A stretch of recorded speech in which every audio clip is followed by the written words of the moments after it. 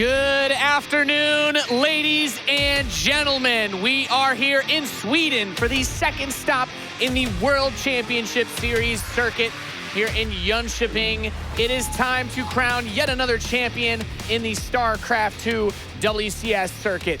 I am Nathanius. I will be taking you guys through the action this weekend, hosting the desk. Alongside me to kick things off for day one, we have Jeff Robinson, aka In Control, and Johan Letad Merlot. Jeff, In Control, how are you doing today? Good, Nate. I prefer not to kick things, but punch them. All right. How about you, Todd? Punch them off.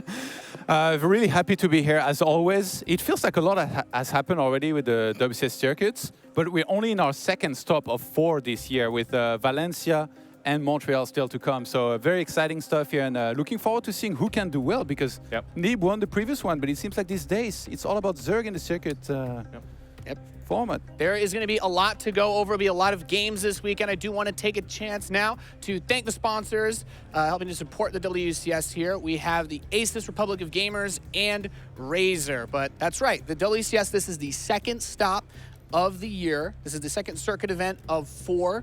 And a lot of players coming out here. We actually already had some games played earlier, but the format going into it, we have a round of 64 where we're going to be kicking off today. And some very good matches, very good players coming from all around the world. And we'll be moving forward into the next group stage 2, and then eventually getting tomorrow to the round of 16. And then on day 3, we will be finishing things off with the round of 8. We will take everything to the stage. There's a lot of gravity to it. I mean, when Todd says the second event of 4, if you think about that, that is brief. There's not so many bullets in that chamber to get yourself to those global finals, to BlizzCon, to the end of the road. And here we are at just the second one, so we're halfway through the season, but not a lot of chances. So some of these names, some of these guys that didn't get it done in Austin are really looking to here at Jönköping to try and get it done. Yep, starting off with 64, we'll go all the way down to 16 by the end of the day. So far, if you haven't caught too much of the WCS circuit this year, we did have our first champion crowned, Neeb, at DreamHack Austin back at the end of April. Of course, he's also leading in the WCS point standard, but he's got that ticket booked from that championship. He had a really good victory in Austin. He did. He delivered he was the player that going into it, a lot of people felt like was the best player, and it was nice to see him actually kind of capitalize on that. But here, as Todd was talking about, it's kind of all about the Zergs right now so far. I was actually able to ride in with a laser, talk to him a little bit about it, and he's one of the guys who was saying that he too is playing really well right now. And when he's playing really well, he's one of the absolute best. And of course, if you guys didn't get a chance to see too much of the Austin excitement, we have prepared a nice little teaser for you guys to kind of go. StarCraft tournament at DreamHack. And they're being weird. We all know each other, and I think we're quite friendly. Obviously, it's a competition, so you know we're fighting for money and fame, let's say. But behind the game, we're all good friends. I've been here a few times, and especially Jönköping is such a nice city. It's a little bit quiet, and there's a nice environment around, so I really like coming back here. No, this is my first time to Sweden. I'm not used to this many hours of daytime. I've seen and been to a lot of tournaments, and I'm just used to like a lot of these people. So I don't know. We're all good chums here in StarCraft. No one really hates each other, at least not violently. Well, last time I was at DreamHack, it was Austin, and I took 2nd place. So I'm excited to be back again, fighting for the top spots. Everybody coming here is aiming for the win. I mean, 2nd place still good, but I want more. Hey guys, this is Mix and welcome to WCS Jönköping 2017. Currently, the players are busy practicing and warming up behind me, as only one of them will be walking away as champion at the end of the weekend.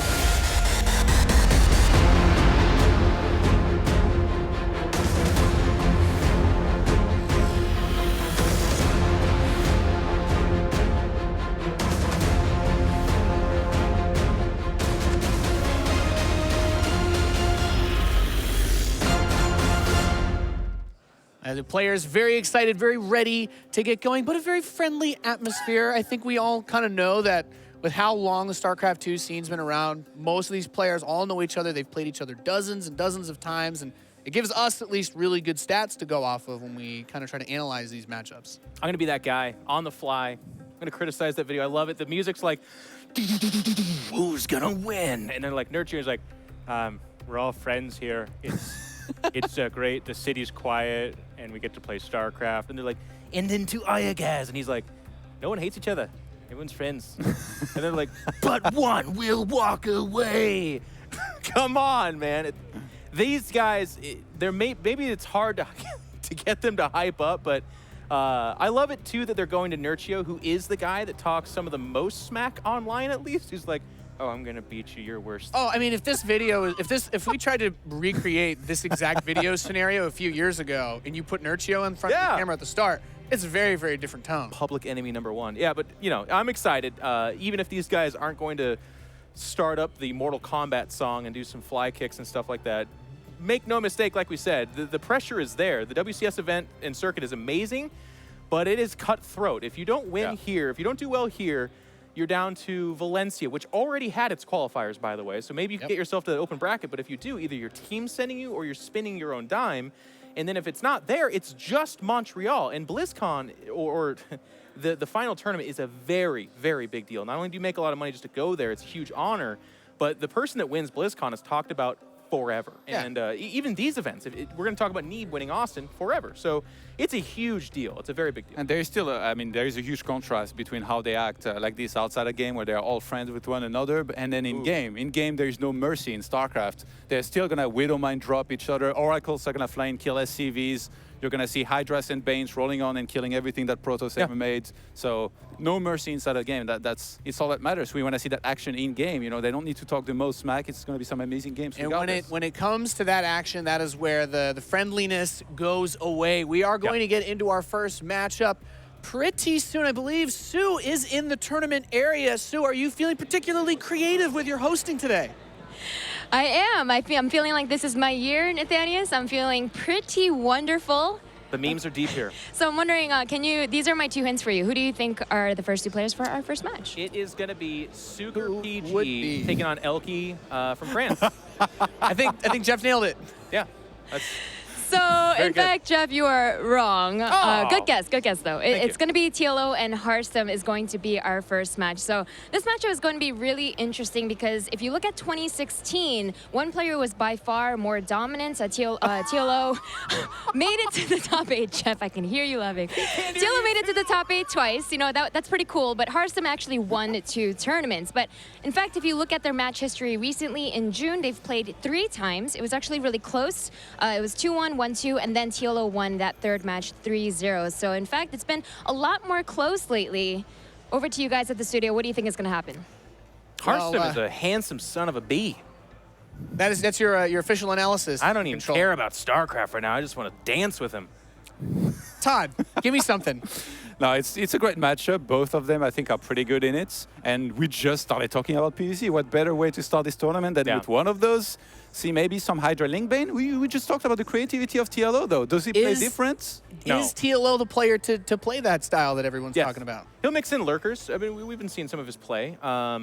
It's just, it's funny because we're like, oh, it's going to be Hydra Bane. There's a reason for that. It works really well in these maps. It's just very strong. Harstem is on that short list of Protoss players that people do talk about as one of the absolute best in Europe right now. And if they're one of the best in Europe, they're one of the best outside of Korea for sure. He knows what's coming, and yet it's still very difficult to stop. So I think that's going to be a theme from us and the commentators. But let it be a theme for you guys, too. These guys know about it. They can overcome it. Harstem has beaten TLO.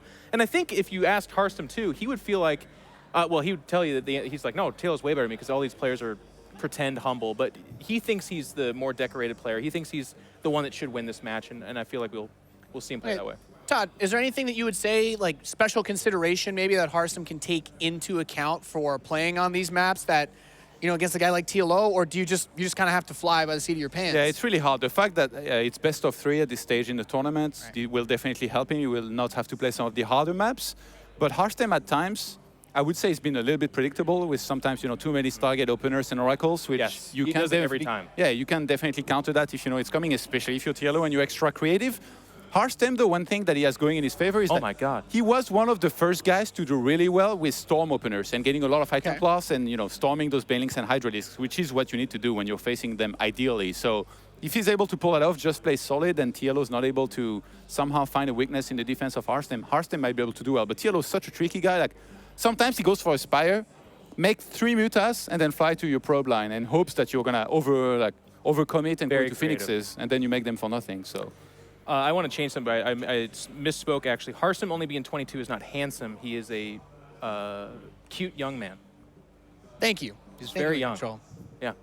Todd talks a lot of StarCraft. I'm just here to, talk about fashion and how It's been pretty they it's all been are. a while since I hosted the desk, so you are here to keep me from being too professional. They want but- me on the desk to keep it professional, keep it tight, and make sure the show runs perfectly. So Jeff, how would you play against TLO on this map pool in particular? So, I mean, it's always the classic question DTs. of like, here. No, I mean, the question is like, you know what's coming. Do you change it up big time? The answer is no. I agree with Todd 100%. Harstem is predictable. He opens up Oracle just about every single game, but he does that because even if he doesn't get damaged in, he likes being able to kind of stay on top of the scouting information the Oracle offers. I think you don't reinvent the wheel. I think if Harstem plays a good series, he can beat TLO. The same is true for TLO, of course. But let's not over address this and say that it's so out of balance that Zergs are just laughably, just face rolling Protoss right now. It's not like that. It's just that it's slightly favored for them. Okay. Harstem did lose to Stefano though in the group stage. Still advanced, but lost to Stefano nonetheless, who's still doing pretty good. You can't look at Stefano and be like, oh no, TLO is so much better. It's a different style as well, so good, a lot of anticipation here going into this one. Anything with the maps catch you guys off guard? Is this the kind of map pool you expect to see for PvZ in best of 3? It makes sense that Harstem will go for Abyssal Rift, like I think most Protosses would against Zerg. And then TLO, Ascension to our area. And I don't think it's particularly surprising. And yeah, Proxima Station. I think in the best of 3s, we're going to see a lot of this. It's the best of 5 where we're going to get that one-off map where it does get a little bit weird. And then what you asked me, Nate, I think becomes more applicable, where it's like they probably do mix it up a little bit and do something different. You know what's coming in best of 5, right? Sequencer, 30 minutes game, Golden Armada. We're going to get there eventually. It's going to take some time, but... So in that case, I'll ask you the interesting question about the maps. What map do you think the Protoss in this tournament are going to try to avoid the most, and which map will the Zerg try to avoid? Is Sequencer that... Blood Boil. Blood Boil, yeah. Blood Boil. We actually said it at the same time. Yeah, Why? Todd gave great analysis. You're a 5 gas Protoss, and it's just there's a huge gold base available to the Zerg right off the bat.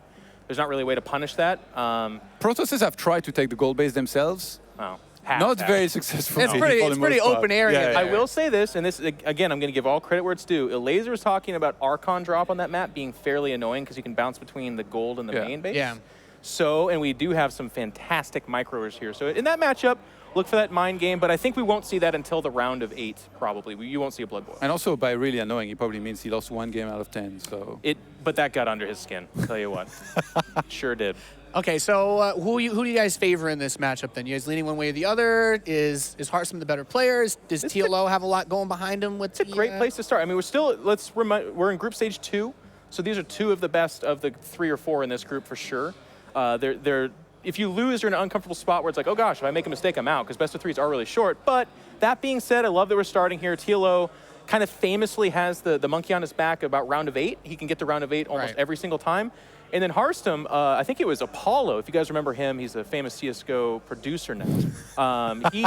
He actually famously coined, this was like 2 BlizzCons ago, he called Harstem the gatekeeper, which I thought was low-key the most shady thing anyone's ever said on camera about a professional player. But what he meant was people had to go through him to do greatness at a tournament. Right. So it's fun to see both these guys with those narratives trying to overcome those kind of past demons. We're not at the gate yet, are we, though? Well, I mean, there's gates all over the place. There's gates into the round of 8. There's gates. So, I mean, is he guarding which gate? Well, we don't know. Now, if you want to be the champion, the gate becomes going through Nurchio and Neeb, right? And those guys are going to be, I think players will be looking at a lot moving forward. Put special on the list, yeah. The improvement in the Terran performance has been a very interesting thing to follow along. Kalizer had a really... The consolidation. These guys went to Korea, and they came out super monsters. Kalizer, we did not expect that level at Austin. Major...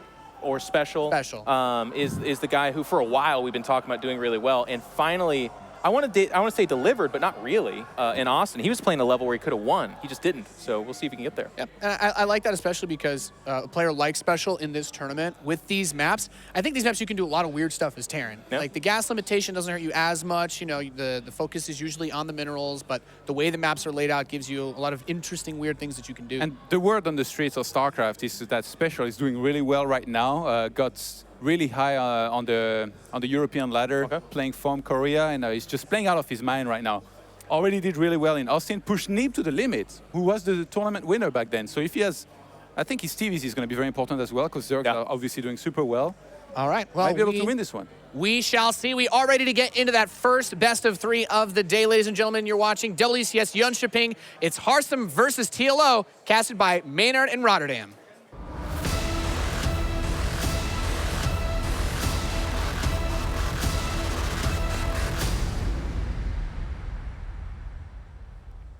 That's right, guys. Maynard here with my friend Rotterdam and Caster in Arms. Our first series of the day to start things off here at our second stop for the WCS circuit. Cannot wait to get this one in the bottom right here. The Dutch Protoss. This is Harstem.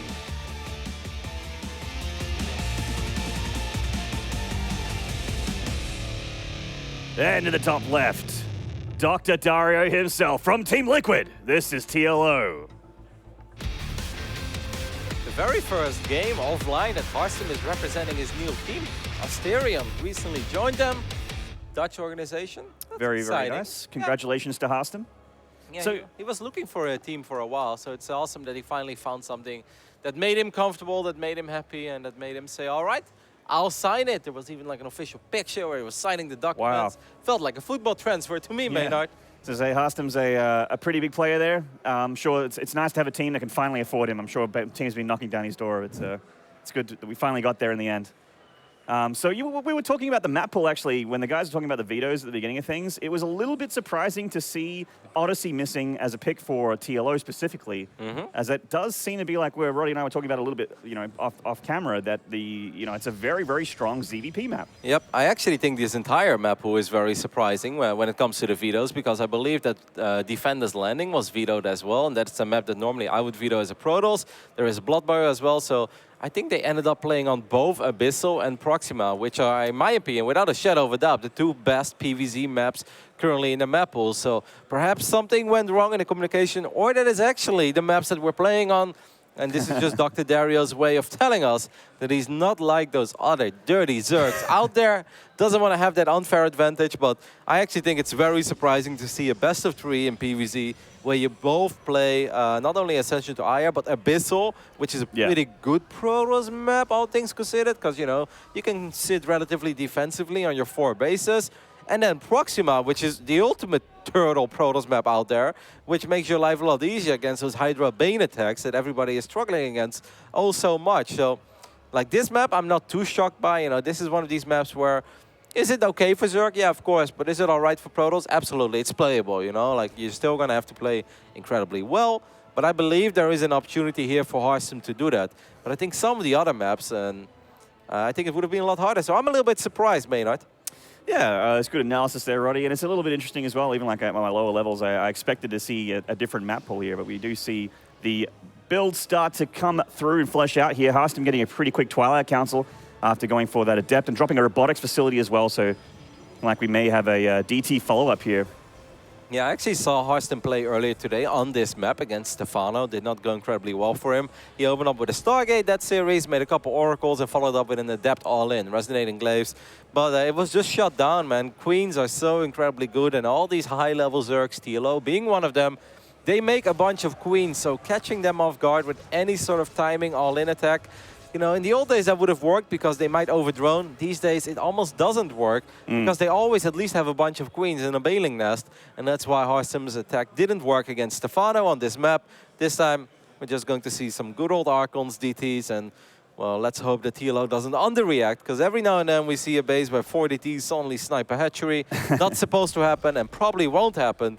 But that's obviously the sweet dream as a Protoss player. That's right. And TLO is just getting scouting information at the moment, but he is dropping these Spore Crawlers. Not only, that's obviously great against dealing with the Prism a little bit. It can knock back that when we're getting too fresh for those mineral lines with the Archon drops, but also gives detection for the DTs. And if there was Oracle player or something like that he wasn't expecting, and he is pretty safe. So it's always pretty good for Zerg to get those Spores, and there's a nice fast charge here from Harstem. Yeah, that's pretty surprising, actually. And also a very late Mothership Core. And when I say very late, I don't mean like we've never seen this before, because Neeb, for instance, is a player that often makes late Mothership Cores. But I always think it's kind of funny, right? Whenever you play Protoss yourself, you're like, okay, I need a fast mothership core. You see this on the lower levels. Everybody wants to be safe. These pros trying to be as greedy as possible. And obviously, if you build a mothership core, you're not building probes. Harstem trying to be as greedy as he possibly can, delaying that mothership core. But it seems like he's going to struggle a tiny bit in securing his third base because he just didn't have enough units to keep that probe safe. Yeah, just a single Adept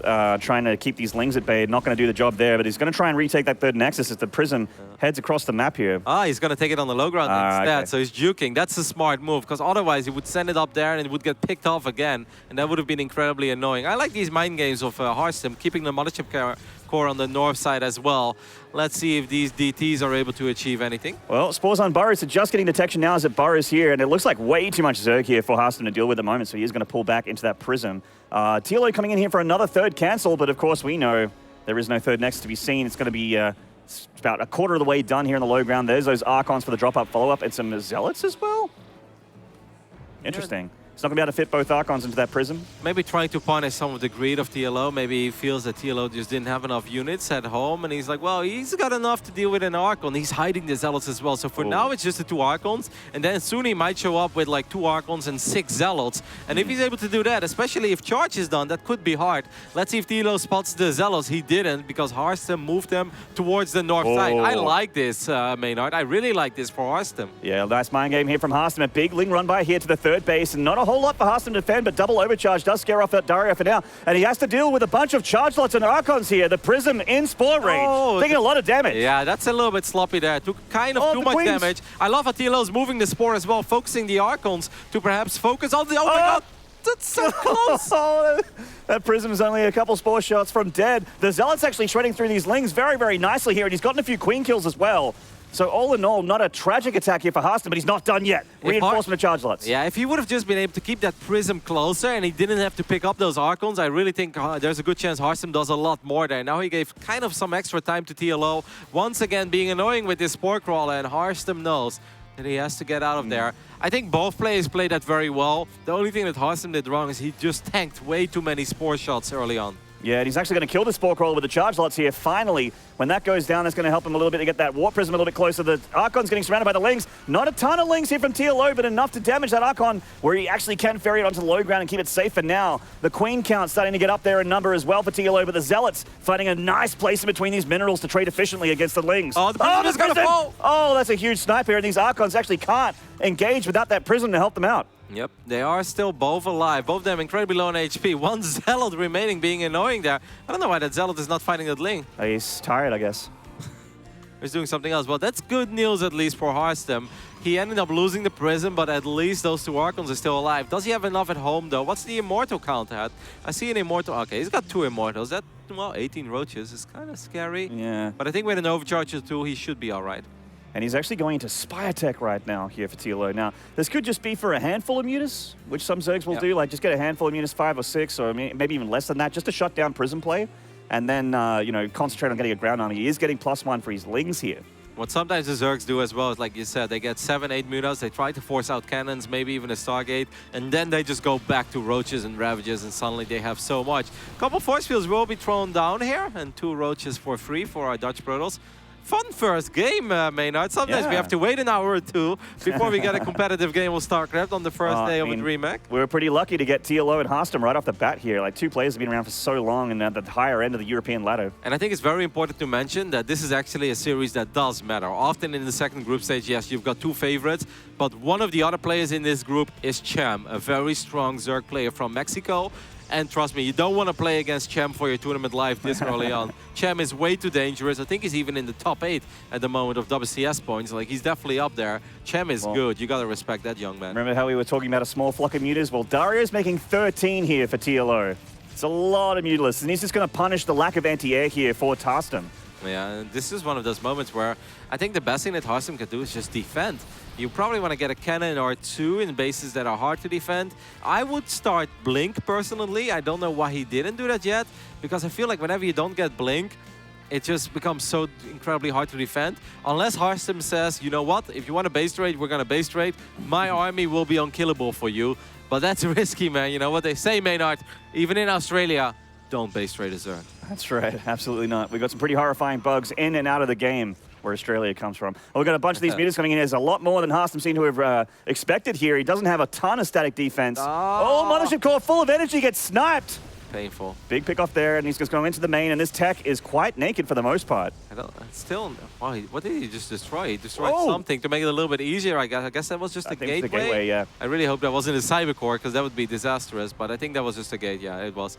Oh, you don't want to lose the forge. +2 is actually very important. Harstem kind of slow in reacting against those mutas. Oh, wow. And +2 will be denied. That hurts. Still no blink, by the way. Yeah, it'll be interesting. His anti-muta capabilities are pretty much the static defense, the cannons, and the Archons. He has some Stalkers, but the Archons are really the heavy hitters. Actually, he does have Storm as well, but Storm on muta, a little bit tough. They're quite quick. They're a little bit exposed there. Harstem needs to react immediately, and he does. Yeah, that's right. So TLO looking for those high gas, very, very important, very expensive High Templar. What is this Prism doing? Oh, that's a donation to the Feed TLO Foundation. See you later, Prism. A Prism then went a little too deep behind enemy lines. TLO is going to go for a small run by, trying to get a couple of probes here, and he will succeed in doing so. Also eats 2 big shots, though. Yeah, the Archons can deal with this mutas, especially if they're clumped up like this. TLO shaving off some more probes here. He's getting up there. He's nearly 10 probe kills. Yeah. Does get 10 probe kills. At least Harstem is rebuilding a couple of these workers. In Immortal, that's going to be a hard target. That's not what I would go for. He's going to fly over one of these Archons. TLO is getting a little bit sloppy, but he is transitioning on the other side of the map. Bailing speed is about to finish up, and we already saw quite a few Hydralisks being produced. So perhaps this was a correct call by Harstem after all, saying, nope, I don't want to get Blink because I feel like we don't need Blink right now. But of course, you have to worry about the other units the Spire can produce. And those nasty Broodlords, but Harstem says, we're not going to do that with Stalkers. We're going to try to get Stargate tech eventually. Oh my god, this RDB from Harstem, even though he didn't get +2, is actually extremely scary here for TLO to deal with. He has only one upgrades himself, and that's just for Mutalisk and for the Zerglings. Banelings coming in here, big storm from Harstem to get rid of a lot of those Banelings. They do tank a lot of the units on the front lines, though, and these Archons are actually, you know, a little exposed at the front here. I do like this, though. A couple of Zealots still being active. You got to be careful. The army of Harstem is indeed very powerful, but it's not an army that can just unleash all their damage at once, right? We often talk about how silly Archons can be. So just like damaging the army a little bit and dancing back and forth is probably the best thing that Harstem can do. And I felt like he was doing all right there, but it's important that he strikes again before he has to go up against like 7 or 8 Broodlords.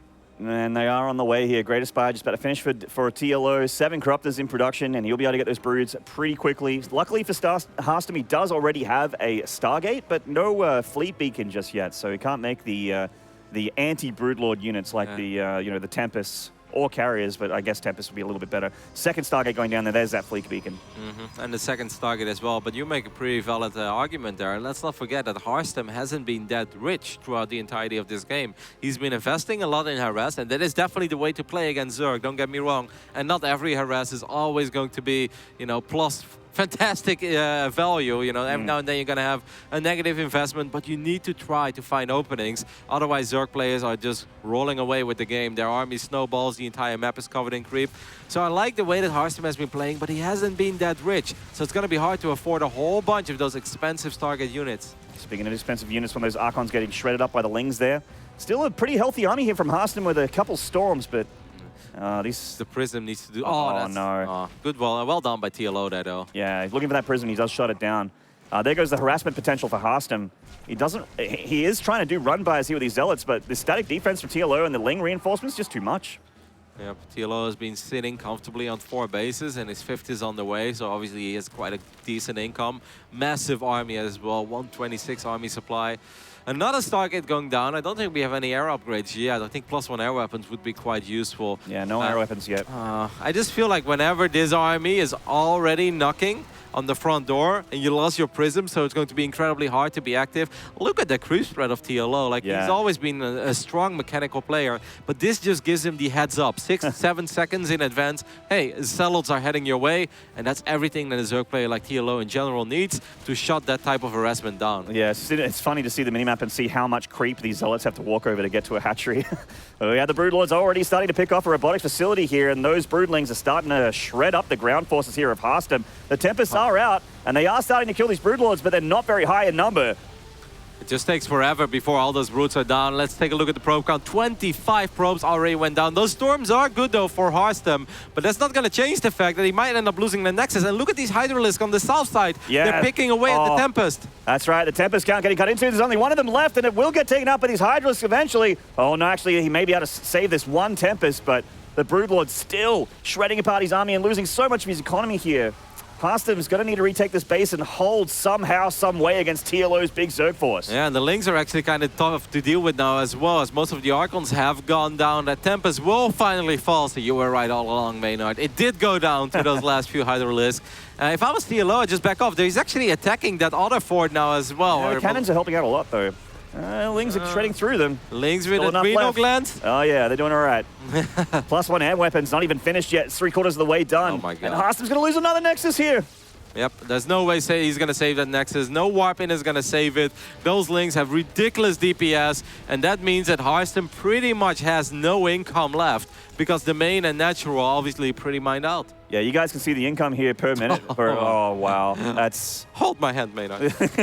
I will already. We are holding hands off camera right now. This looks like every ladder game I've played over the last 2 weeks. Yeah, I watch your stream often. I've seen it happen. I watch the pain in your eyes. It's like, how many pros do I have? Oh, this concave of Hydralisks, the High Templar getting shredded here. That Archon is not going to finish, and Harstem needs to tap out. GG. TLO getting a very commanding game 1 there against the Dutch Protoss. Yeah, good game by TLO on a map that's definitely not that Zerg favored. Just played well. I really feel a key moment was very early on. I liked what Harstem was doing. Tried to catch TLO off guard with the Zealots when he had the Prism. There was just this one moment where that Prism that wasn't full HP, it ate like 5, 6, 7 shots of the Spore Crawler, and it was unnecessary. From that point on, Harstem had to prioritize microing this Prism a lot more than he could have prioritized like microing his units and maybe getting extra Warp-In off. I think if he could do that part of the game over again, there's a good chance he's able to do a lot more damage to the economy of TLO. But it was a fun game, man. That was a great game to kick off our weekend. Very high level, very action-packed. Pretty much what you expect here at Jönköping. And we're pretty blessed to get this kind of series already straight up for our first match on the stream. See that Harstem was immediately a little bit disappointed with himself after that series. I think he lost 3 prisms in total in that game. Like yeah, one at the top side. One of them kind of got shift-clicked into the 4th hatchery. Yep, and then obviously the early one, where he was able to save at least the Archons. It's just tough, man. Let's take a look at game number 2. That is going to be played on Abyssal Reef. So, man, Dr. Dario is just... I really think that this is a map that you're going to see a lot of Zerg players veto over the weekend. Not because it's that terrible for Zerg, but just because a lot of Protoss players are like, hey, Abyssal, not bad, you know, we can catch the Zerg off guard. It's a relatively small map, so you can maybe like do some economic damage. And I mean, we all know that very almost cliche, traditional fight at the fort base that Protoss tries to take. Zerg knocks down the rocks.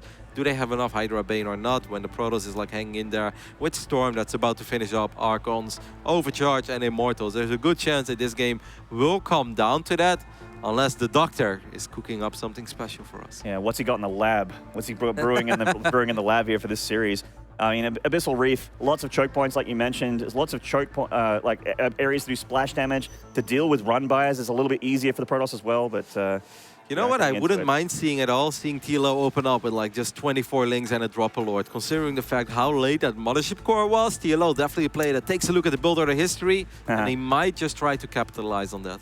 Well, we'll see, but let's introduce our players to start things off with. In the bottom right here, the Dutch Protoss currently down 1 in the series. This is Harstem.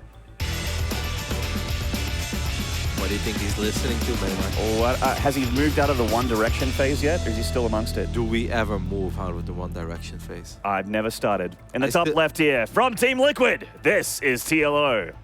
I still wake up every morning, look in the mirror, and I scream, that's what makes you beautiful. It's going to be a fun tournament, Ruddy. Got 3 days of this. Oh. Forward hatch, whenever they... I mean, obviously, there is often a probe being sent out that's going to try to block this base, but I feel, in a way, you give Zerg some extra options, because if the Zerg does want to be aggressive, whether it's a Link Flood, Link Bane, you know, Elevated Drop, or maybe even Roach Ravager early on with a couple of Zerglings, that is the hatchery that they want to have, because that's going to give you slightly quicker reinforcements. So whenever, as a Protoss player, I open up and I try to block the natural, I'm like, okay, it's good economically that I blocked the natural, but now I also have to be a little bit more cautious at home, because if Zerg is hyper-aggressive, this is going to give them quicker reinforcements. Well, I mean, Harstem's probe still hasn't seen a hatchery yet, and he's got to have these alarm bells ticking in his brain that he's, yeah, he does see that it's down here. So he's in for a bit of a weird start here, but, you know, it's a pretty naked hatchery, all things considered, if he wants to punish that. That said, though, he's only just one gate expanding. Yeah, but with what would you punish it, though? Oh, just a 2-gate adept, kill the drones there. Yeah. If only those days were, if that was still going as well, we'd all be doing it. But you're right, like he could technically skip the Zealot since he has sort of a wall of, and the links from TLO would have to take the long way around. So maybe indeed he can open up with an adept, but there's a good chance he's just going to open up with one adept, and then he wants to get scouting information. Because if you wait for 2 adepts, well, that gives the Zerg time to possibly strike you with something very aggressive. Yeah, and it looks like TLO is going to take his third hatchery in the general natural location by the looks of things. Twilight console. So pretty quick. Yeah, I wouldn't mind seeing some resonating glaives. I still think that there is always a window of opportunity for glaives. Zerg players are greedy. You have to be very careful, and obviously, you know, the adepts not only losing their vision, but also having a little bit less HP. It makes it less of a popular opening. But that doesn't mean it's terrible, Maynard. It still comes down to avoiding the Banes and, you know, getting your adepts in a good position. But since there is a Stalker behind this, probably not. We'll see. Yeah, Stalker usually gets pumped out here to deny Overlord scouting. All the adept shades through those links here, getting up into the main. It doesn't really have a whole lot to do at the moment. No, but at least it should live. No Zergling speed yet for TLO. Because gas is quite late. Wow, the adept just got picked off. A little bit sloppy there. That was kind of unsuccessful. Instead of running here or kiting, he just decided to turn around and fight there while the shade was setting out. Oh, see TLO's third hatchery is just about to complete here, and looking like Harstem actually wants to go for a pretty similar opening to the last game here. Wow, layer before anything. Wow. It's like no Zergling speed, so I guess he's going to deal with the Archons with Roaches, and he's going to see a Roach one being thrown down. Yeah, well, he's not going to have a whole lot of Queen production for a while. Yeah, there's that Roach Prowler. And he's only just, he's got 3 Queens right now, so that's not a whole lot to deal with this kind of thing. Perhaps we're going to see TLO just go up to, let's say, like 52, 55 drones and make a crazy amount of Roaches. Maybe we won't see that Hydra then go down immediately, but it will all come down, obviously, to how well he will defend against the Archons that Harstem will most likely be producing with those Dark Templars that will come to the conclusion, as they so often do, that there is detection everywhere and there is no place for them on Abyssal Reef. Look at that link. That's like taking a look over the lake at Jönköping over here. He's enjoying one. He's cracking a cold one open with the boys. And it's summer. It's beautiful. Yeah, that link is having a good time. It's like, you know, all that fighting. It doesn't have to be like that. Well, if he wants to win money, it does have to be like that. He's got to shred apart Harstem. Nah, you can leave it to the Roaches. Like. That's true. The Link doesn't have to. The Link could be a pacifist, but these Roaches, I've never seen a passive Roach. No. Roaches are very angry units. They spit acid, man. Yeah, that's right. All right, the Dark Templars are going to be wiped in over here for Harstem, but TLO is just on the money. A couple of Creep Tumors making this so frustrating. And because he has a lair, he already has Overseers as well. So he has mobile detection as well as these Spore Crawlers. This is always so sad when if I open up like this, I'm just like, the games that I cast, this goes a lot better. He's back to work. He's decided to help out the guys. So there's a 2 Dark Templar here coming into the main for a bit of a look, but it's not going to, doesn't look like it's going to get a whole lot done. Just pulling off the drones off the line.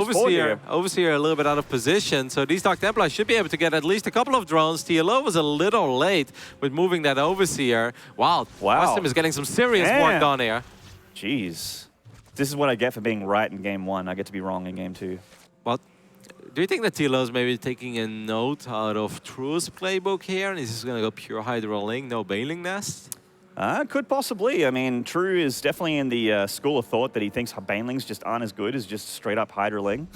Which is, but I actually think that getting quick Zealots, like if I know that a Zerg player is skipping the Baneling Nest, I think what a lot of Protoss players will do, obviously Storm is the dream, but you can't just always rush up to Storm. You know, that's something a lot of people think, like, why isn't he getting Storm? It's like, well, you know, it's expensive and 2 Storms just won't save you. But having a whole bunch of Zealots with charge, which is already done, and +1, that can absolutely save you. And this Prism's actually warped up here, and it's getting it very, very low to this Queen.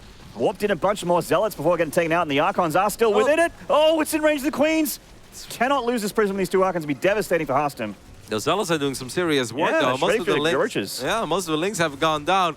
The Prism really wants to get back, but the Harstem knows as well you cannot afford to lose the Prism. So he's going to go for another warp in on the north side. And of course, this Prism is regenerating its shield. Yeah, slowly over time. Transfuses from TLO just to try and keep this Hydralisk alive. Does actually manage to keep it alive. This Prism is in such a dangerous spot, but the reinforcements for the Zergs seem to be good enough. Yeah, eventually, but I still would say this went all right for Harstem, right? How many Zealots died there? Can we take a look at that? 9. 4. Well, I mean, he's lost less in money than the Zerg has, but yep. You know, the Zerg is on 3 bases right now, has a pretty healthy economy. That said, though, Harstem is on 70 probes, 69 here in total. How do you feel about the second Robo in this phase in the game? Oh, he just wants to have tons of Immortals. Yeah. I don't see why not. Would go pretty well against this army, especially with Archons. All right.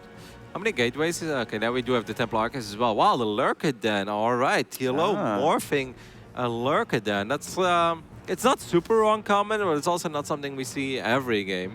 Perhaps TLO just feels like his economy has been slowed down too much after that Dark Templar harass and being forced to produce as many units as he was.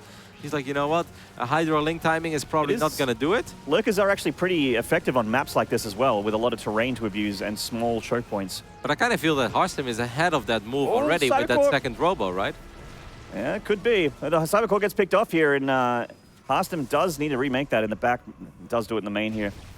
His Roach is getting shredded up by the Protoss army. They do get taken out. It's Harstem just trying to get his 3 bases fully mined here, and TLO taking the map. He's got creep spread all nearly up in the Protoss' face. Yeah, it's not like the entire map is covered in creep, but there is a creep highway that's going to make reinforcements incredibly quick both ways for TLO. We see more links on the way now. Okay, once again, TLO is kind of trying to find an opening. There's a big Zealot run by on the north side that could potentially do quite a bit of damage because TLO doesn't have that many units at home at the moment. And Harstem doesn't have much splash damage. He's actually pulling a complete pullback here for the TLO's army. He's pulling all the Hydralisks back to deal with this run by here. And Harstem's moving out of the natural, try and clear up some of this creeper looks things. Is Harstem, okay, yes, I was about to ask, is he aware of the Lurker Den? And he is with the Zealots in the natural. That's why we see the Robotics Bay being thrown down immediately. A couple of Disruptors would be great. This Warp Prism is going to live, and that's fantastic news. And I was about to mention the lack of splash damage for Harstem apart from those Archons, which isn't good enough against Hydralisks. This Disruptor's definitely going to make a big difference here for him, and of course Storm as well, which most Protoss are going to want to get in this matchup at some point. Harstem is playing an excellent game here on Abyssal, and this really makes you wonder once again, it's like, why did TLO not veto Abyssal? Wouldn't you rather play a map like Odyssey or even a crazy map like Defender's Landing? This just seems like, once again, I don't think this is an imbalanced map, but a lot of pros are definitely in agreement that this is one of the better, if not the best Protoss map out there at the moment. Perhaps Proxima, but you can technically veto both. TLO has a massive concave of Zerg units here, and the Lurkers are here to join the party as well. Okay, this actually Harstem is a little bit of trouble. I wouldn't mind a recall at all. I feel like his army is kind of stuck there. But you got to be careful. You got to lose the Mothership Core. Oh my God! She gets taken out, and now Harstem's army is going to get shredded up by the Zerg units. Oh man, too late on that recall here, and Harstem's going to pay for it. Well, a couple of those swarms were massive. A couple of Zealots could perhaps save the day here for a few of those Immortals. All that Harstem needs a couple of Zealots, but I think instead he warped in Zealots on the other side of the map because he is killing a lot of drones. Oh man, a big warp in here. The spawning pool going down, tech going down. The main in shambles for TLO. This Zealot warp in could be the lifeline here for Harstem as he's done tons of damage to the economy of TLO. Yep, only 39 drones remain. That's nothing! That'll be $500, Roddy. Why? Trademarked. Oh, sorry, mate. That's all right. No problem. Dark Templar is doing some serious work as well. Of course, we've got those Disruptors on the way on the other side of the map. Yeah, things are looking incredibly good for Harstem. Was a little bit scary there when he lost the Mothership Core, but you know, he was able to keep a few of the Immortals alive, and he was doing so much damage on the other side of the map that it was completely worth it. Yeah, and so lucky for him to have those storms as well to keep his army alive at that 4th base location. If he lost that army, it would be a very different story at this point. Solid Snake is in trouble. All right, so Disruptors have joined the field, making things a little bit tougher for TLO here, especially if he ever wants to engage off creep. That said, though, the highway still is in play. He just doesn't have many drones left. Just 47 drones for the Zerg. Yeah, and he's going to try and go for Spire here. This doesn't really have the economy to support a big Muta transition either. TLO is just going to try to dance around with units. I think the best thing that TLO can do in this situation is pretend like you still want to be aggressive, pretend like you're looking for an opening, while droning up, let's say, to like 60, which is kind of what he's doing, and then just try to make that massive meter switch work. And this is kind of what TLO is doing right now. He's like, hey, I've got a couple units here. He's going to show a few more units on the other side. Wow, that's a High Templar. That's actually not bad. That's another one. High Templar, damn. Yep. This, and if he ends up losing 4 Hydras, if Harstem knew what we knew, he would just walk across the map right now and straight up kill TLO. Yeah, but he's being very, very careful. He doesn't want. This is like, you know, the match point here is what I'm trying to say for TLO. Oh, 1 purification going out. He's a bit freaked out by that Overseer. A few more units there on the right side. Harstem is definitely going to kill him. This hatchery is dead. Yep, on this hatch. Now we see the Stargate as well. Harstem is picking up on the fact, like, why don't you have units? I know I killed a lot of drones, but you should have a little more than this. So that means that you're going to try to get some Mutalisk out. No cancel on that Nexus. And his army right now is not that good against Mutas, but TLO just doesn't have a lot. Okay, is that 12 Mutas? Okay, he's got 12 Mutas on the way. Yeah. But how much is he going to lose before those 12 Mutas pop? Well, I mean, if he loses all of his hatcheries before they pop out, it's going to still be pretty good for the Protoss here, as he does have Stargates already. He can get those Phoenixes out two at a time, but 14 Mutas is a lot. Yep.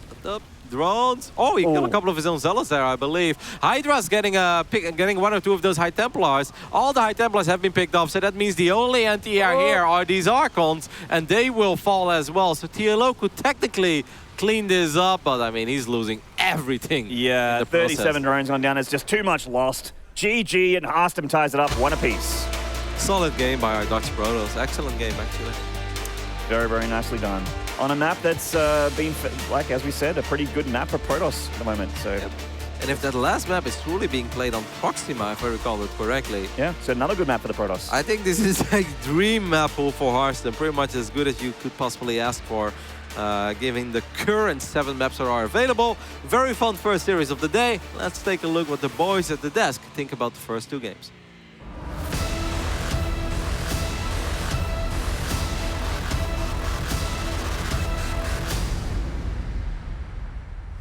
Thank you very much, Rotterdam. Welcome back to the desk, ladies and gentlemen, here at the WCS Jönköping, our 2nd circuit event of the year. Bit of a series so far. I was getting a little bit clenched over there watching that mothership core get sniped, but not enough. I also want to thank Maynard as well, not just Rotterdam. Maynard's a pretty cool guy in control, but Got him. You got me. You got me. Got him. So your first test is hosted.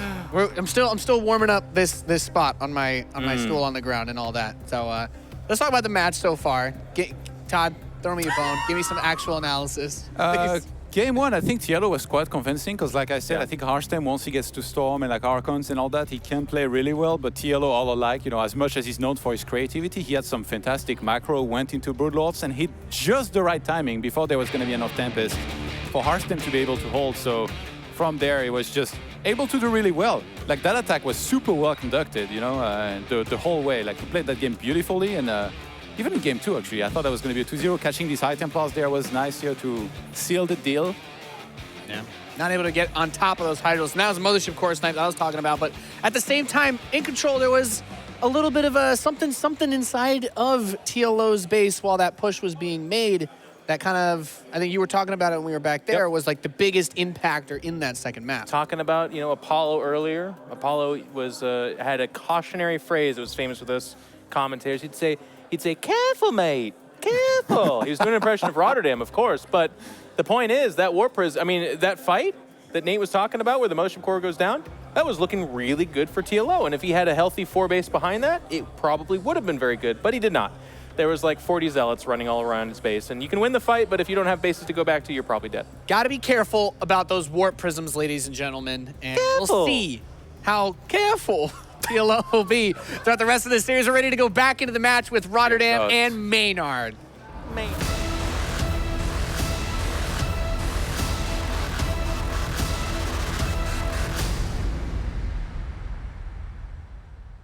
Thank you, boys. And we are ready for the deciding match here for our first series, WCS Jönköping Day 1. Roddy.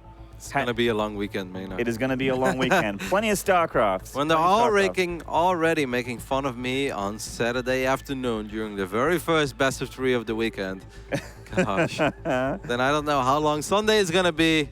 And I don't know if they're still my friends coming Monday, but let's see. Stranger things have happened here in the esports scene for StarCraft 2 in the top right. The Dutch Protoss. This is Harstem.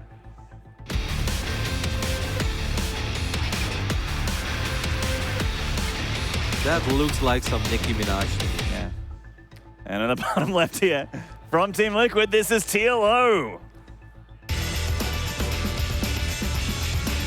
And of all the lips that are easiest to lip read, Harstem's are probably the easiest, but still not aware of that song.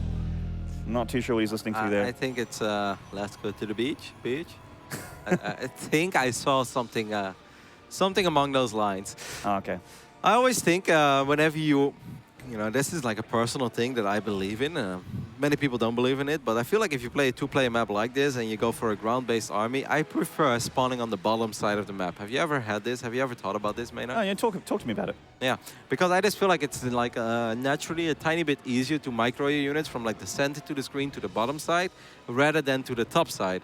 So I think if Harstem wants to go for, you know, the immortal Archon-based composition that we've seen so many times, it could be kind of hard to hold some of those Hydra main pushes. Then again, this is probably the easiest map out there. Is this probe up to no good? I think it is heading to a popular proxy location, Ruddy. We'll see if he proxy Stargate, perhaps. Maybe wants to chuck a Stargate here at the base just to the southeast of the gold. Does look like it. That means that your oracles could potentially arrive, let's say, 10 to 12 seconds faster than it normally does, and that can actually make the difference between those spore crawlers finishing up or not, and that can obviously make the difference between getting 1 or 2 drones, or in this case perhaps 7 or 8. Well, I mean, a proxy oracle can definitely get it's a pretty big damage here for TLO, but we'll have to wait and see what he gets done. He is starting to churn out queens 2 at a time here. The hatchery is complete. What are you gonna do if he drops a robo, Maynard? Well, I mean, I'll freak out a little bit. I'll just sit back and get along for the ride, man. Just watch it unfold. Watch the madness unfold. All right, so TLO is going to have overlords in the main base of Harstem. It's very important for us to take a look at what does TLO see and wonder if anything could be slightly off-putting for him. He takes a look at it. He sees, all right, gas being mined. Hasn't really seen anything else yet. Yeah. But what he does probably see is like, holy hell, that's an empty main base. Like, where's your pylon? Are you just not worried about anything? Well, this Overlord hasn't seen the ramp just yet. They may all be here, but as he sees just the single pylon, he'd be like, okay. A little bit of cheekiness is underway here. I mean, he is still pumping out queens. Hasn't dropped any spore crawlers just yet. There's a good chance this is going to be like a double or triple oracle, and then Harstem is going to follow it up with a resonating glaze all in. Off 3 bases, though, don't get me wrong. It's pretty popular. It's I know Neeb likes to do that as well. Oh, and TLO is going to scout this with the link. Very nice scout. That is big. Should immediately see like 2 spore crawlers going down. I do think that this oracle is going to pop and potentially a second oracle as well. But this is going to give TLO the heads up that oracles are coming his way. And this is bad news, Bear, if your name is Harstem. Yeah, this is a cheeky hard gotcha move here from Harstem, but now TLO knows exactly what he's up against. And I mean, the Adepts going to be helpful on the ground, but the whole power of the unknown oracle attack been taken away from Harstem here. Yep, normally this Oracle or this spore crawler would not have been ready, and there's a good chance this Oracle gets 5-6 drones and slows everything down for the rest of the game. In this case, however, that's not going to be the case at all. So a lot of freedom for TLO, and of course he knows that this is going to be awkward for Harstem because Harstem needs to keep that Stargate alive because nobody wants to proxy a Stargate and then lose it immediately. I think the Oracle that's about to pop should keep this pylon safe. I actually think what Harstem would like is that TLO produces a bunch of units. And then try to take out this pylon, and then the Oracle can just shut it down, but TLO is obviously not going to fall for this. Yeah, absolutely. Well, it would be very annoying if TLO sends like 2 links at a time, you know, so you have to activate Pulsar Beam and cancel it. And it looks like he actually is doing it. Yeah, that's so frustrating because that's just not what you want to do. But obviously the Adepts could potentially keep this safe as well. But I think this time the Oracle's a little bit too far out of position. No, there she comes. Yeah, okay. Should be able to shred up these links. Speaking of getting shredded up, these Adepts are starting to get a few drones here.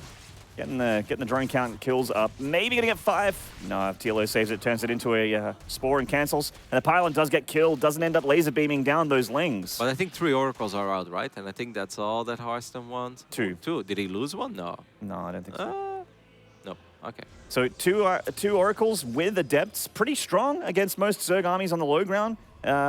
Twilight Council actually just coming down now, so it doesn't look like it's going to be like the resonating glaive all in that you were talking about. No, I agree, because I don't think you get a forge with that one, so perhaps Harstem just has no faith in that build. Perhaps we're not going to see resonating glaives at all. There's a good chance we just see straight up charge. Spire is going down. I have no idea where this Spire is going down. Would be awesome to take a look at that real quick, and if...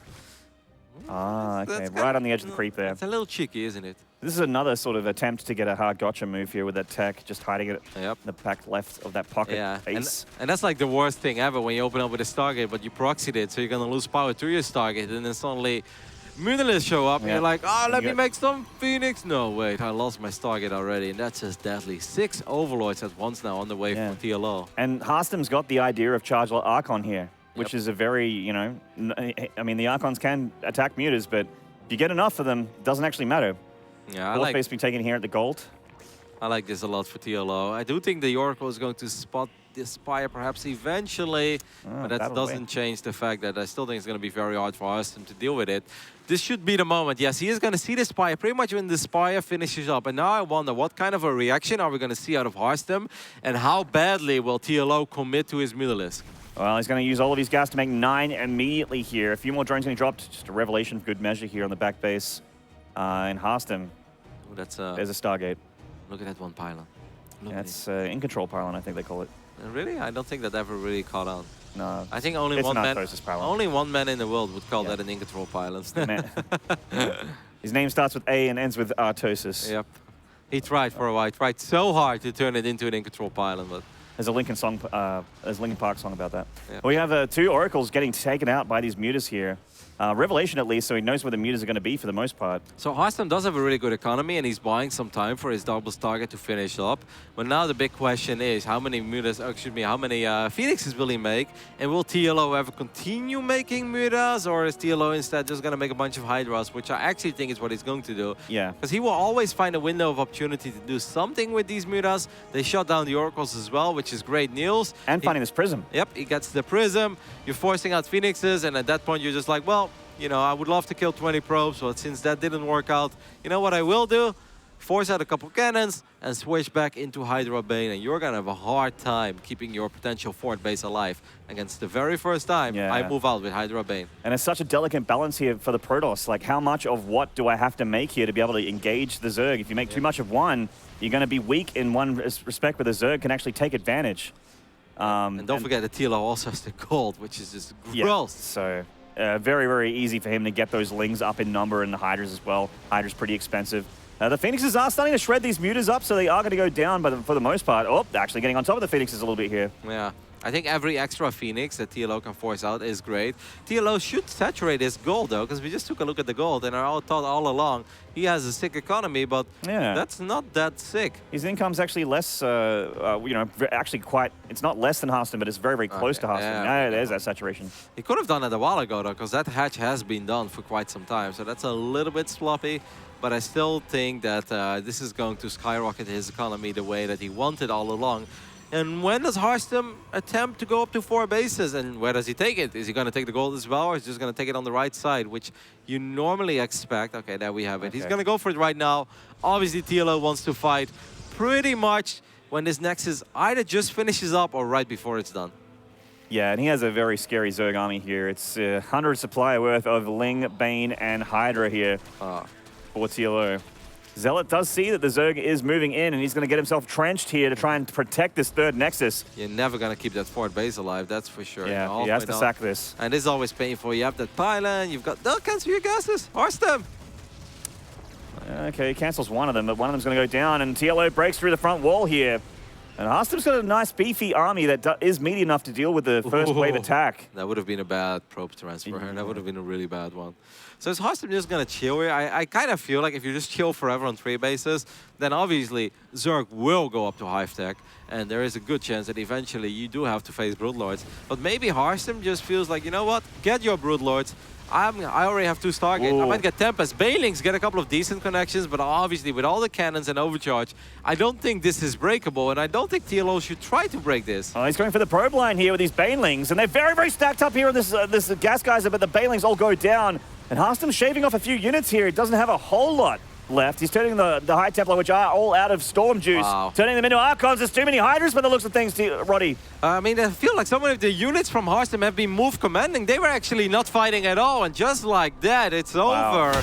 I really didn't feel that TLO had to win the game there. But, you know, TLO said, well, maybe I don't have to, but I will, Maynard. Heck, I'll take it.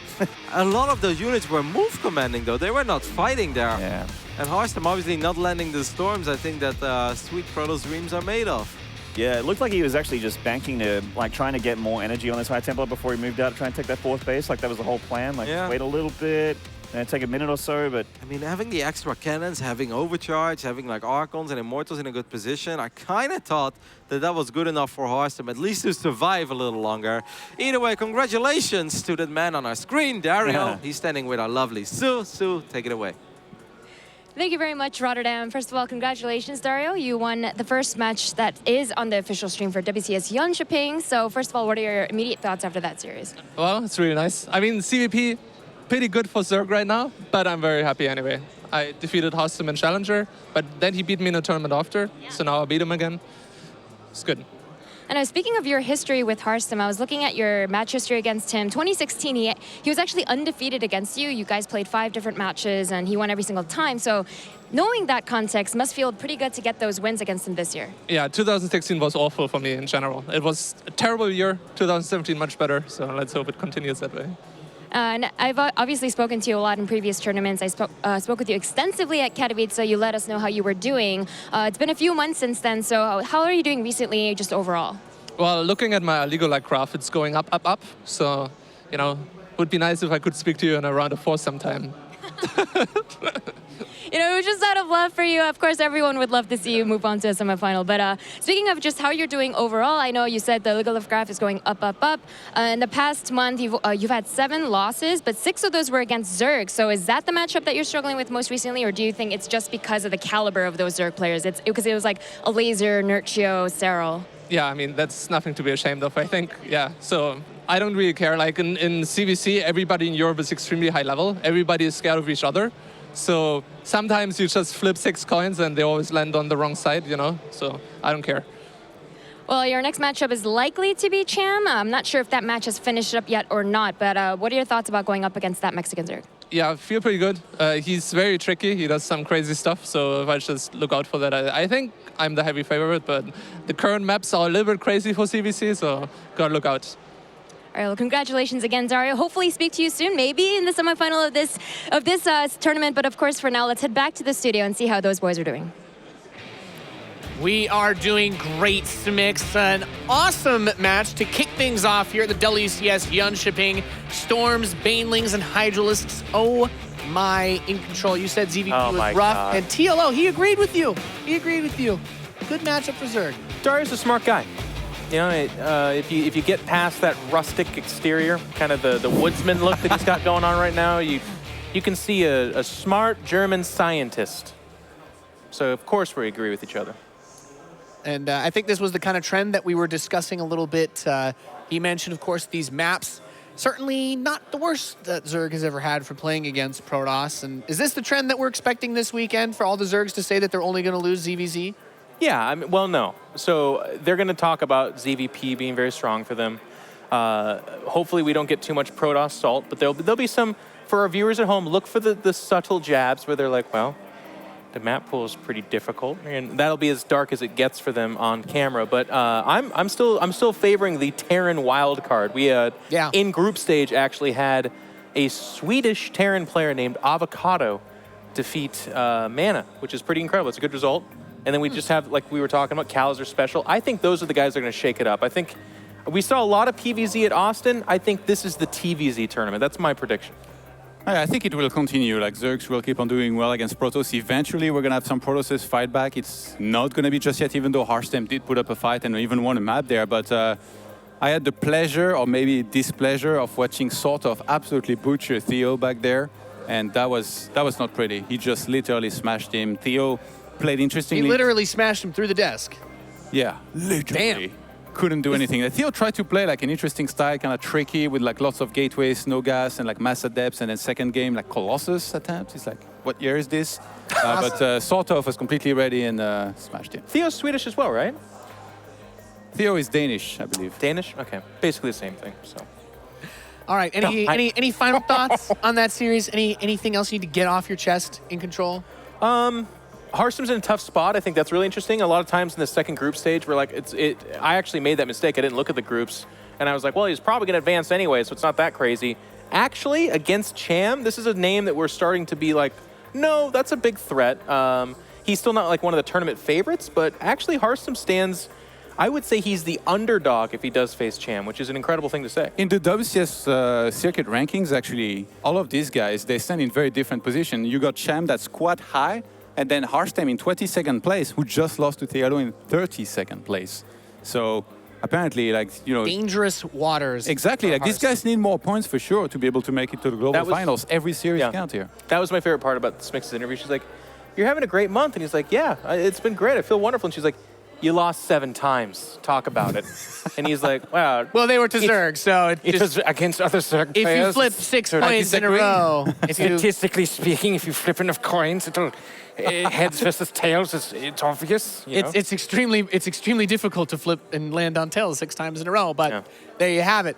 We're going to get into our next match as soon as we can, ladies and gentlemen. We'll be right back after a short break.